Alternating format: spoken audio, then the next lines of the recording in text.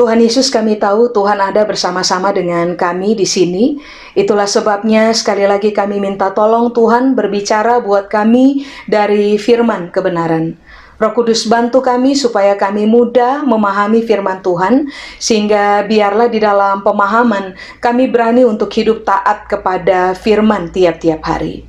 Waktu kami belajar, Tuhan memberkati kami. Buat Tuhan seluruh kemuliaan. Di dalam nama Yesus kami berdoa. Amin.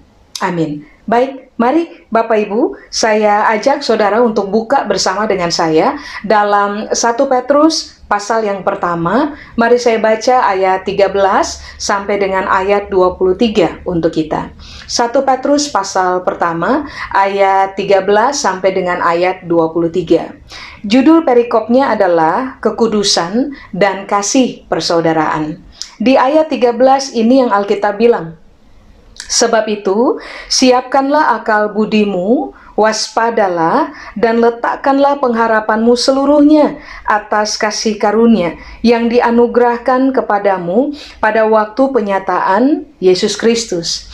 Begini Pak Ibu, kata siapkanlah di situ kalau dalam bahasa Yunani menggunakan kata anasonimi. Anasonimi itu biasanya secara metafora dikaitkan dengan cerita ini. Orang-orang yang mempersiapkan diri dalam perjalanan, mempersiapkan diri dalam pekerjaan, mempersiapkan diri dalam pergerakan. Nah, karena mereka nggak mau terganggu, biasanya yang akan mereka kerjakan adalah menggulung atau mengikatkan pakaian mereka dengan menggunakan sabuk kulit, gitu, supaya waktu mereka bergerak, bekerja, atau bahkan melakukan perjalanan tidak ada gangguan sama sekali. Nah, waktu Alkitab mengajarkan kepada kita siapkanlah akal budi, yang Alkitab lagi ajarkan adalah begini.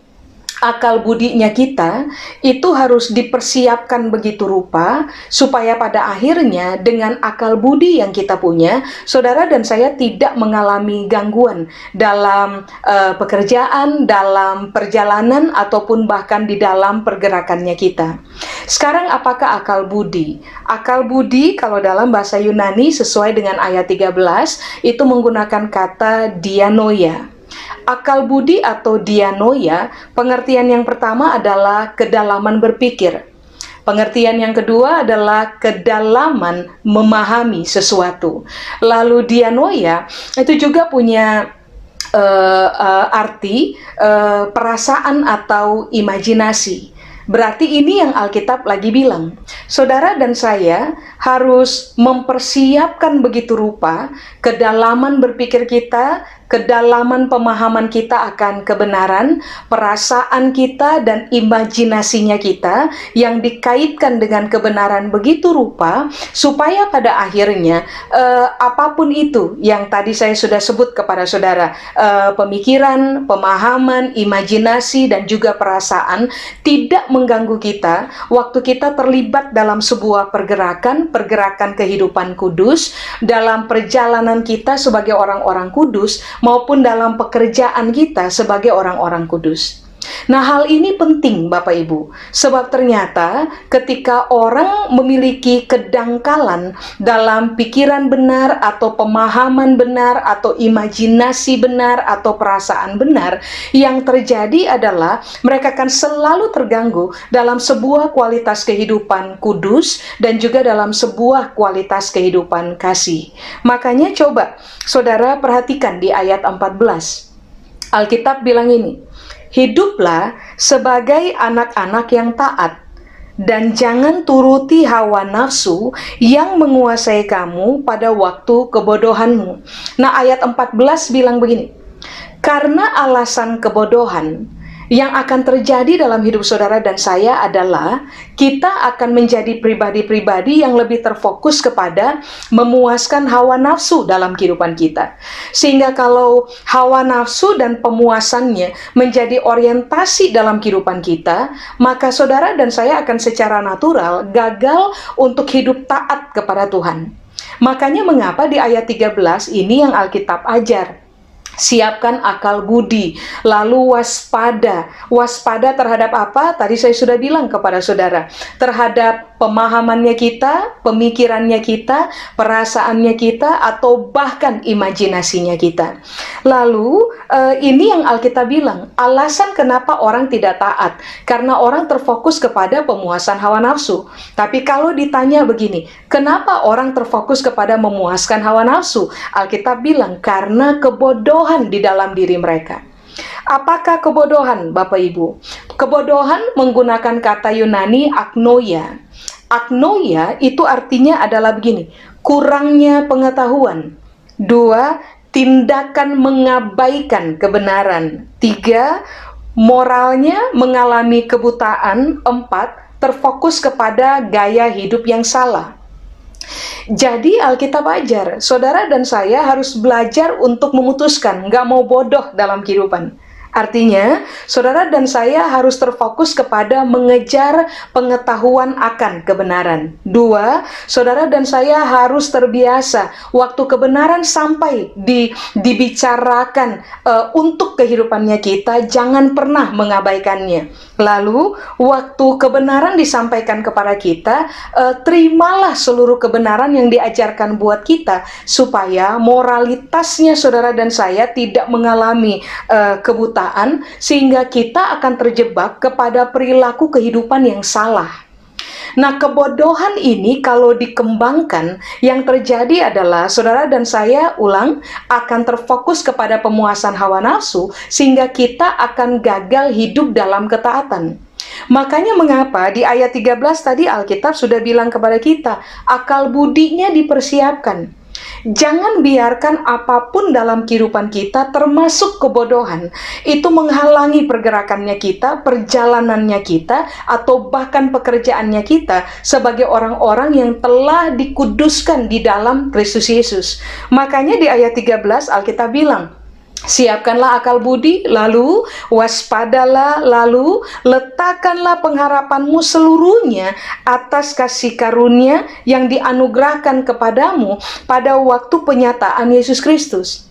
Saudara dan saya harus mempersiapkan akal budinya kita, hidup sangat waspada, lalu tetap hidup di dalam pengharapan bahwa Tuhan telah menganugerahkan kasih karunia-Nya dengan sangat hebat dalam kehidupannya kita. Itulah sebabnya saudara dan saya harus memilih untuk berhenti hidup di dalam kebodohan, supaya pada akhirnya kita tidak hidup untuk memuaskan hawa nafsu, tetapi saudara dan saya akan menjadi orang-orang yang terlatih untuk hidup di dalam ketaatan. Nah, apakah ketaatan? Hipako. Ketaatan sama dengan mendengarkan dengan memposisikan diri ada di bawah. Tadi kan saya sudah jelaskan kepada saudara, kapan orang menjadi bodoh? Ketika orang memutuskan untuk menolak pengetahuan akan kebenaran yang disampaikan untuk kehidupan mereka. Ketika orang mengabaikan kebenaran, karena orang mengabaikan kebenaran, moral mereka menjadi buta, sehingga mereka akan terbiasa hidup dalam kesalahan. Nah, Alkitab bilang, tinggalkan kebodohan, persiapkan akal budi, waspada, tetaplah hargai kasih karunia, hiduplah di dalam pengharapan akan kasih karunia, supaya pada akhirnya waktu kebenaran disampaikan untuk hidup saudara dan saya, kita berani memposisikan diri kita ada di bawah, atau memposisikan diri kita takluk kepada kebenaran.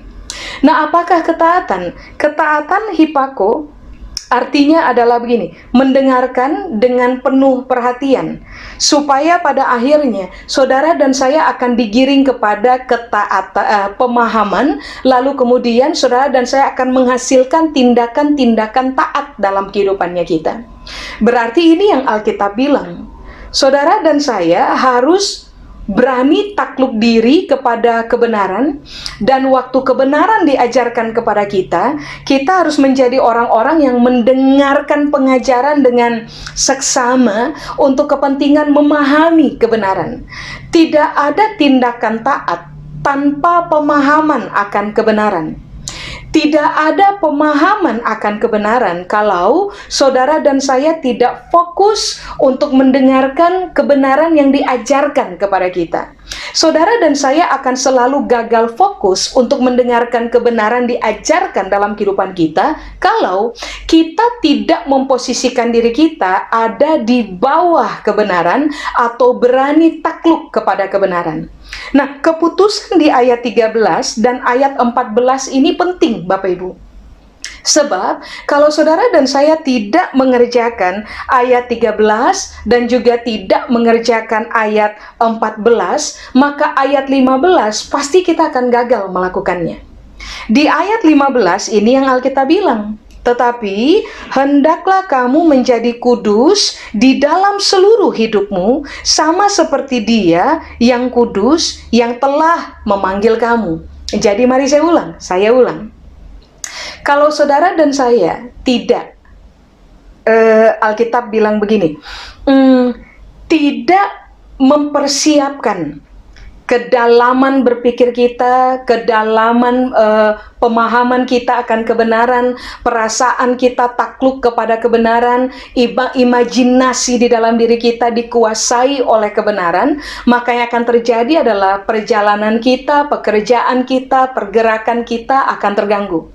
Kalau saudara tidak terfokus kepada kasih karunia yang telah Tuhan limpahkan dengan sangat hebat kepada kita, lalu berharap hidup di dalam pengharapan akan kasih karunia, yang akan terjadi adalah saudara dan saya akan menjadi orang-orang yang terjebak pada kebodohan. Kebodohan membuat kita terjebak kepada pemuasan hawa nafsu.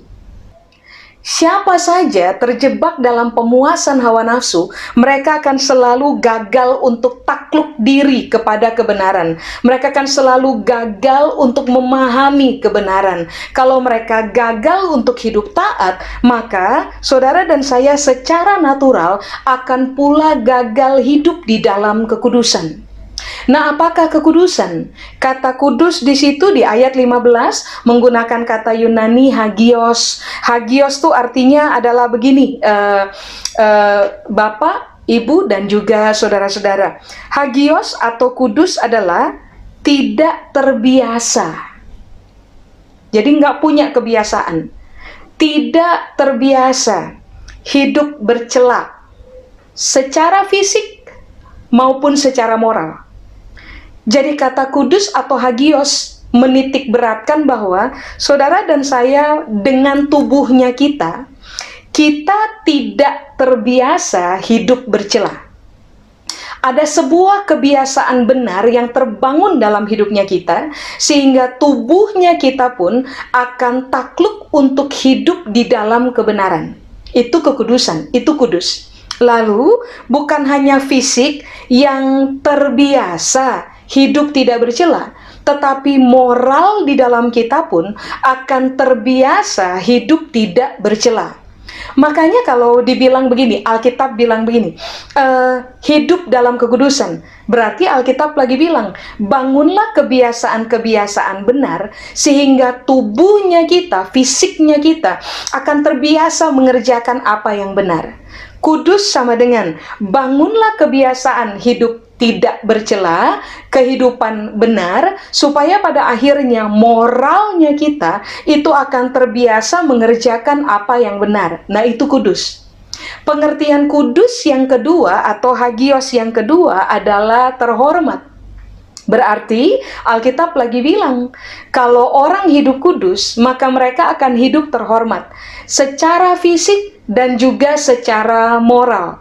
Saudara dan saya tidak akan menggunakan tubuhnya kita untuk mengerjakan hal-hal yang tidak terhormat. Lalu, saudara dan saya akan ditemukan sebagai orang-orang yang sangat bermoral, dan moralnya kita adalah moral yang sangat terhormat. Lalu, kudus itu Alkitab punya pengertian, ada hagios itu artinya adalah murni dari kedagingan. Dengan kata lain, saya ulang ya, orang yang hidup kudus adalah orang yang melatih diri begitu rupa sehingga tidak memiliki kebiasaan untuk hidup di dalam daging. Kebiasaan mereka berganti, Bapak Ibu. Dari kebiasaan hidup dalam daging berubah menjadi kebiasaan hidup di dalam kebenaran. You name it, Pak Ibu, hidup dalam daging. Mementingkan diri sendiri, amarah, kehidupan yang tidak ada pengendalian diri, dan seterusnya, itu hidup dalam daging. Tetapi kudus atau orang yang hidup di dalam kekudusan, itu artinya adalah begini, mereka bersih, mereka tidak terbiasa membangun gaya hidup kedagingan, karena mereka akan menjadi orang-orang yang sangat terfokus untuk hidup di dalam kebenaran. Makanya kenapa dalam salah satu tulisannya, Paulus pernah keluarkan ini kalimat, be excellent at what is good, be innocent of evil. Jadilah orang-orang yang sangat excellent dalam mengerjakan apa yang baik, apa yang benar, lalu jadilah orang-orang yang innocent, bersih, murni dari kejahatan, bodoh dalam persoalan mengerjakan kejahatan. Nah, kata kudus atau hagios itu artinya juga begini, Bapak Ibu, yang terakhir, hidup di dalam kesederhanaan. Jadi hidupnya itu nggak rumit karena dosa. Hidupnya kita terlatih benar, sehingga itu yang Alkitab bilang, hagios sama dengan kehidupan yang terbiasa sederhana karena terfokus kepada kebenaran, tidak rumit, Bapak Ibu. Makanya coba saudara lihat betapa Alkitab mengajarkan kepada kita, kehidupan kudus itu harus dimulai dengan keputusan untuk membangun kedalaman pemahaman akan kebenaran, kedalaman berpikir benar, perasaan kita harus takluk kepada kebenaran, lalu yang berikutnya adalah imajinasinya kita itu harus terlatih begitu rupa, supaya pada akhirnya dikuasai oleh kebenaran, supaya perjalanannya kita sebagai orang-orang kudus, apalagi pergerakannya kita di dalam gaya hidup kekudusan, pekerjaannya kita sebagai orang-orang kudus itu tidak mengalami kendala. Lalu Alkitab bilang, kamu perlu waspada diri, lalu kamu perlu terfokus kepada kasih karunia yang Tuhan telah limpahkan. Amin. Supaya pada akhirnya saudara dan saya akan memutuskan untuk begini, saya nggak mau bodoh. Kebenaran yang diajarkan buat saya akan sangat pay attention, tidak mengabaikannya. Sehingga pada akhirnya waktu kebenaran itu melakukan penetrasi di dalam pemahaman dan pemikiran kita, lalu kita mengalami kedalaman dalam gaya hidup benar, saudara dan saya sudah tidak lagi terbiasa hidup untuk memuaskan hawa nafsu, tetapi kita akan menjadi orang-orang yang sangat terbiasa hidup dalam ketaatan. Ekspresi dari gaya hidup taat adalah gaya hidup kekudusan itu sendiri. Ingat, kekudusan adalah tidak bercela di dalam tidak memiliki kebiasaan salah, bercela, berdosa secara fisik maupun secara moral. Terbiasa hidup terhormat, murni dari perilaku kedagingan. Kita udah nggak terbiasa lagi bermain dalam kedagingan. Lalu yang berikutnya Alkitab bilang kita menjadi orang-orang yang hidupnya nggak kompleks karena dosa, Pak Ibu. Hidupnya nggak rumit karena dosa. Hidupnya kita menjadi sangat sederhana karena kita terfokus kepada kebenaran. Makanya di ayat 16 ini yang Alkitab bilang, sebab ada tertulis. Ayat 13, ayat 14, ayat 15 adalah tanggung jawab kita bersama. Sebab ada tertulis, Alkitab bilang di ayat 16, kuduslah kamu sebab aku kudus, like father, like son, like father, like daughter. Artinya seperti bapaknya kita, hidup terhormat, punya kebiasaan hidup di dalam kebenaran, tidak terbiasa hidup dalam kedagingan, hidupnya sederhana, hidupnya nggak rumit karena dosa, Bapak Ibu. Excellent at what is good, seperti Bapak kita melakukannya, harusnya saudara dan saya pun dikenal sebagai anak-anak yang mewarisi karakteristik original yang Bapak punya dalam kehidupan kita, dalam pergerakan kita, perjalanan kita, ataupun dalam pekerjaan apapun yang kita kerjakan dalam kehidupannya kita. Amin, Bapak Ibu. Artinya ini yang Alkitab bilang. Waktu orang berani takluk diri kepada kebenaran, hidup dalam ketaatan karena mereka memahami kebenaran dalam kehidupan mereka, biasanya yang akan terjadi adalah moralnya mereka itu akan perfect. Fisiknya mereka akan perfect, dalam arti fisiknya mereka akan terdedikasi untuk mengerjakan apa yang benar, moralnya mereka akan membangun kebiasaan untuk mempertontonkan apa yang benar. Kekudusan itu identik dengan yang pertama, Bapak Ibu, cara berpikir benar. 2, ketaatan kepada kebenaran. Baru nanti Bapak dan Ibu akan lihat, kalau cara berpikir kita benar, maka kelakuannya kita akan benar, itu akan dipertontonkan oleh fisiknya kita. Moralnya kita akan menerjemahkan kebenaran dalam perilaku tiap-tiap hari. Sehingga kalau orang sudah terbiasa berpikir benar, mereka tidak akan pakai fisiknya mereka, Bapak Ibu, untuk melanggar kekudusan. Mereka tidak akan memberi diri terjebak di dalam percabulan. Mereka tidak akan memberi diri dengan sengaja terjebak di dalam persinahan. Itu sudah bukan lagi menjadi pilihannya kita. Mengapa? Sebab dari sejak awal kita telah mengalami kedalaman pemahaman, kedalaman berpikir, rasa di dalam kita, atau bahkan imajinasinya kita telah sangat dikuasai oleh kebenaran. Karena waktu kebenaran datang dalam hidupnya kita, kita tidak mengabaikannya. Amin. Nah, di ayat 17, Bapak Ibu, Alkitab bilang, dan jika kamu menyebutnya Bapa, yaitu Dia yang tanpa memandang muka menghakimi semua orang menurut perbuatannya, maka hendaklah kamu hidup dalam ketakutan selama kamu menumpang di dunia ini. Ingat, tadi di ayat 13 Alkitab bilang, apa tadi? Letakkanlah pengharapanmu seluruhnya atas kasih karunia yang dianugerahkan kepadamu. Kalau Tuhan tidak berkasih karunia kepada kita, saudara dan saya akan tetap hidup dalam dosa, dikuasai oleh dosa. Fisiknya kita akan mengerjakan apa yang berdosa. Moralnya kita akan dikuasai oleh dosa. Sehingga kita akan hidup sembarangan tanpa menghargai karya Tuhan dalam kehidupan kita. Kita nggak akan mempersiapkan akal budinya kita. Kita nggak akan waspada dalam hidupnya kita. Kita nggak akan taat kepada kebenaran. Kita abaikan seluruh perkataan firman yang datang dalam hidupnya kita. Lalu saudara dan saya akan terjebak di dalam ketidakkudusan. Nah, ini yang Alkitab bilang di ayat yang ke-17. Saudara dan saya harus terfokus kembali kepada kebenaran ini, bahwa Bapaknya kita di dalam nama Yesus Kristus adalah pribadi yang akan menghakimi semua orang menurut perbuatannya. Itulah sebabnya mengapa ayat 17 bilang, hiduplah dalam ketakutan. Kata ketakutan di situ Yunani menggunakan kata phobos.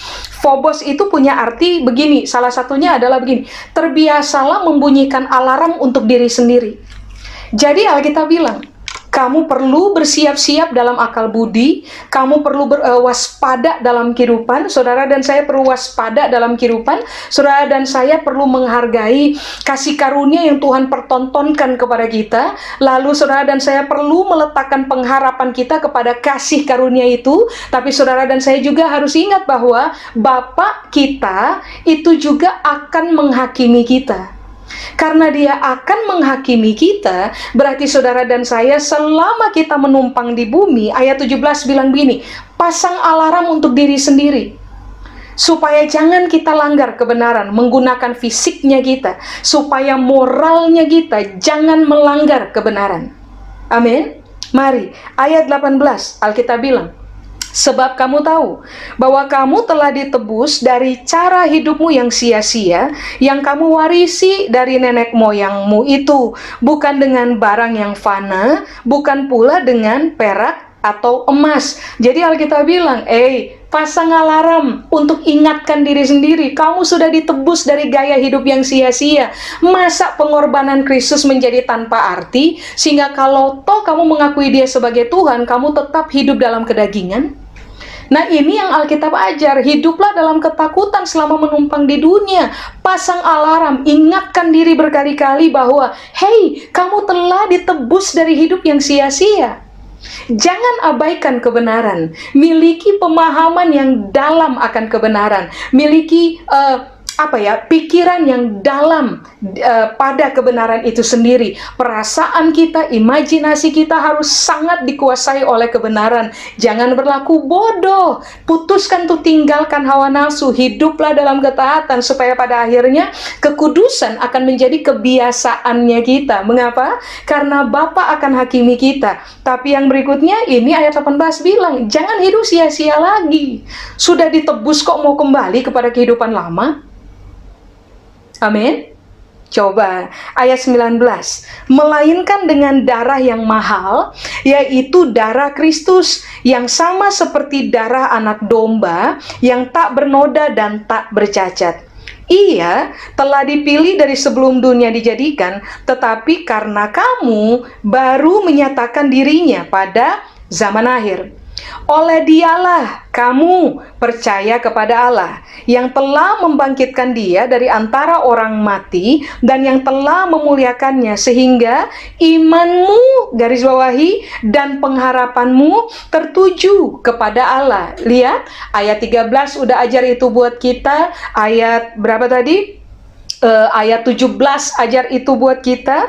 Lalu di ayat yang ke 21 ini yang Alkitab bilang, imannya kita, pengharapannya kita akan kasih karunia yang datang dari Tuhan itu harus tertuju cuman kepada Tuhan.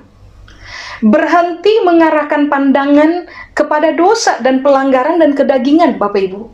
Imannya kita, pengharapannya kita harus dialokasikan kepada Tuhan, kepada kebenaran, kepada ketaatan, kepada posisi takluk diri, kepada firman Allah, kepada gaya hidup kekudusan.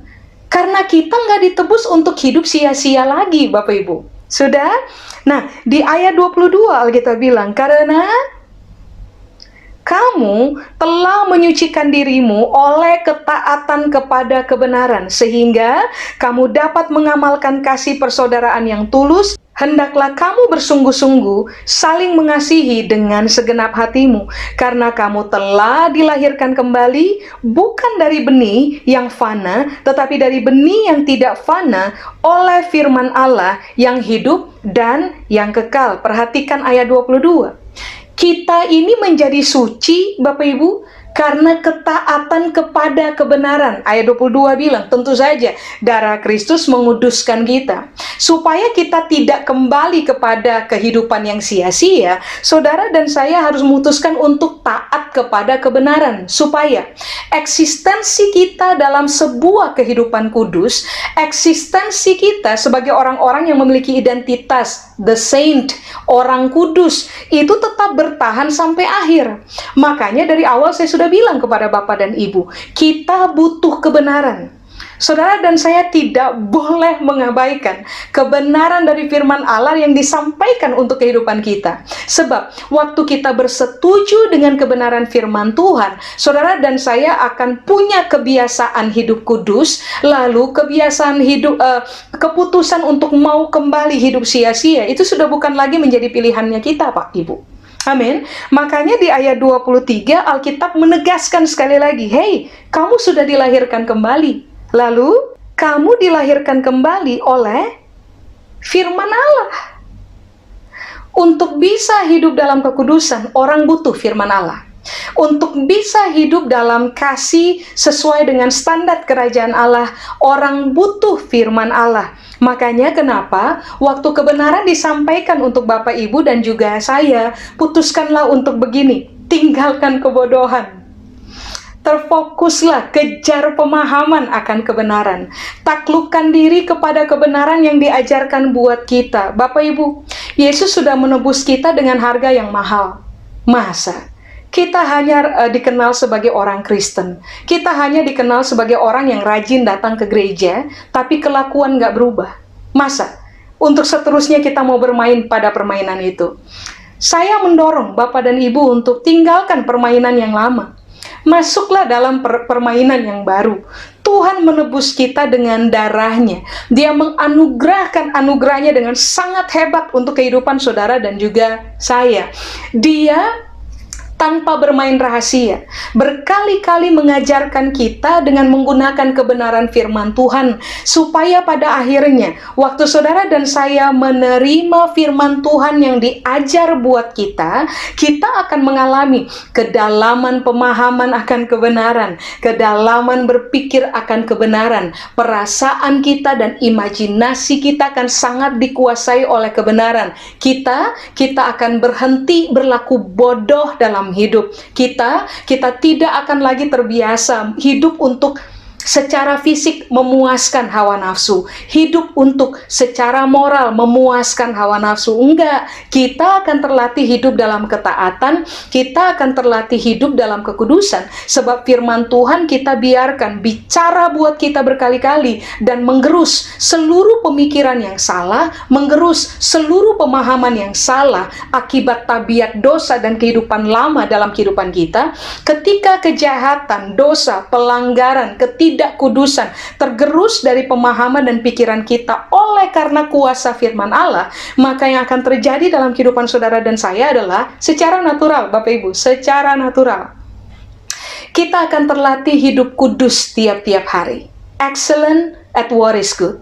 Sangat excellent dalam apa yang baik, dalam apa yang benar. Saudara dan saya akan terbiasa dikenal sebagai orang-orang yang tanggung jawab dengan fisiknya kita, tanggung jawab dengan moralnya kita, tanggung jawab dengan isi pikirnya kita, tanggung jawab dengan kata-kata yang kita keluarkan, tanggung jawab dengan semua kelakuan yang kita pertontonkan di hadapan manusia tiap-tiap hari. Kenapa kita bertanggung jawab? Karena kita tahu Tuhan telah berkasih karunia dengan sangat hebat buat kita. Dia akan menghakimi kita juga pada satu waktu nanti. Berarti alarm dalam diri kita harus menjadi sangat aktif. Ketika pikiran kita menyimpang dari kebenaran, alarm harus bunyi. Ketika fisik kita tergoda untuk mengerjakan apa yang berkaitan dengan ketidakkudus, dengan hal-hal yang tidak kudus, cemar, cabul, bersinah, alarm dalam diri kita harus bicara dengan sangat kuat. Ketika saudara dan saya punya moral tergoda untuk langgar kebenaran, alarm dalam diri kita harus sangat kuat berbicara, supaya pada akhirnya seumur hidup saudara dan saya akan dikenal sebagai orang-orang yang hidup dalam ketaatan, hidup dalam kekudusan, hidup dalam kasih, karena kebenaran adalah gaya hidup atau kebenaran telah menjadi kebiasaan dalam hidup kita tiap-tiap hari. Amin, Bapak Ibu. Mari kita kembali kepada Kristus dan firman. Mari kita kembali menaklukkan diri kepada Kristus dan firman, supaya karya penebusan Kristus atas hidup kita tidak menjadi sia-sia. Saudara dan saya akan memiliki kehidupan yang penuh dengan makna, pergerakannya kita, pelayanannya kita, lalu kehidupannya kita akan sangat terdedikasi hidup dalam kebenaran. Kiranya waktu Tuhan memperhatikan bagaimana kita hidup, Dia dipuaskan, dan waktu orang-orang di dekat kita memperhatikan bagaimana kualitas kehidupan kita, mereka pun dipuaskan dan bersyukur kepada Tuhan, karena kuasa firman Tuhan ternyata terjadi, bekerja dengan sangat hebat dalam kehidupan saudara dan saya. Amin. Saya selesai, Bapak dan juga Ibu, saudara-saudara terkasih, mari kita berdoa. Kami berdoa hari ini kiranya kebenaran firman Tuhan ini mengakar di dalam pemahaman kami, supaya pada akhirnya kami berani tinggalkan kebodohan, memilih untuk hidup taat kepada Tuhan, sangat aware terhadap bagaimana kami hidup, membiarkan alarm kebenaran itu mengingatkan kami tiap-tiap hari, supaya pada akhirnya kebiasaan yang terbangun dalam hidup kami, kebiasaan yang dikerjakan oleh fisik dan juga moralnya kami adalah seluruh kebiasaan benar yang kami pelajari dari firman Allah. Kami berdoa biarlah kualitas kehidupan kami semua sangat teruji di dalam kebenaran, sehingga nama Tuhan dipermuliakan dalam kehidupan kami. Kami taat, kami hidup kudus, kami hidup dalam kasih, kami terlatih, terbiasa hidup di dalam kebenaran. Kami berdoa biarlah waktu kami taat kepada firman Allah, Tuhan memberkati kami, Saya berdoa untuk semua saudara yang telah jatuh dalam pelanggaran demi pelanggaran atau kebiasaan hidup tidak kudus. Firman Tuhan hari ini untuk saudara. Firman Tuhan akan menolong saudara, sehingga pada akhirnya saudara akan kembali memiliki kebiasaan hidup benar, lalu terlatih hidup benar di dalam Tuhan, sehingga pada akhirnya waktu Tuhan menghakimi kita bersama one on one, kita bersih di hadapan Tuhan. Bangunlah gaya hidup benar, tetaplah hidup di dalam kebenaran firman Allah, supaya pada akhirnya nama Tuhan dihormati oleh banyak orang dalam kehidupan kita. Kepada Tuhan seluruh kemuliaan, di dalam nama Yesus kami berdoa. Amin. Tuhan Yesus memberkati.